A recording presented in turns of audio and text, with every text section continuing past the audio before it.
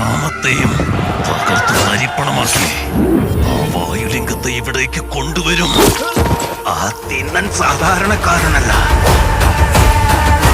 അവനെ താണ്ടി വായുലിംഗത്തിനടുത്തെത്തുന്നത് അസാധ്യം.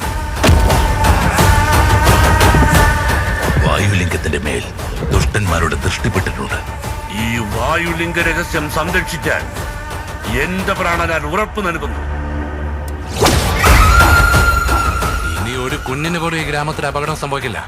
ഇതെന്റെ വാക്ക്, തിന്നന്റെ വാക്ക്.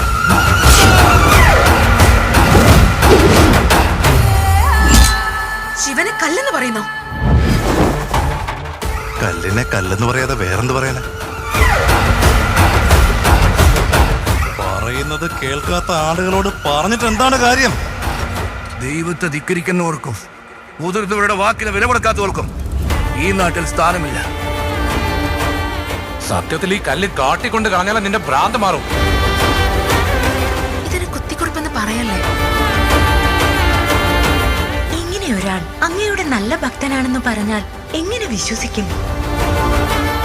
ദേവിയെ പോലെ ഞാനും ആ അവസരത്തിന് വേണ്ടി കാത്തിരിക്കുകയാണ്.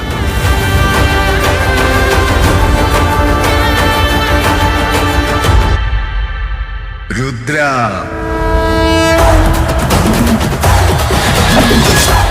ആരാ നീ? ആ മുതിർന്നവരെക്കാൾ മുതിർന്നവൻ ഞാനാ. എന്നേക്കാൾ വലിയ ശോഭത്തനം ഈ സൃഷ്ടിയിലുണ്ടാവില്ല. എന്തൊക്കെ ഞാൻ കരുതിയിരുന്നത്. നീയും നിന്റെ ദൈവവും കൂട്ടുകള്ളന്മാർ തന്നെ.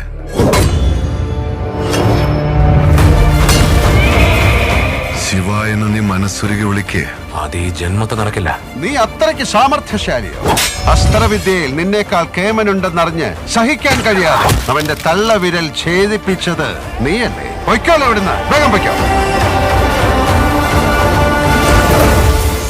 ഇനി ഞാൻ നിന്നെ വിട്ടു പോവില്ല.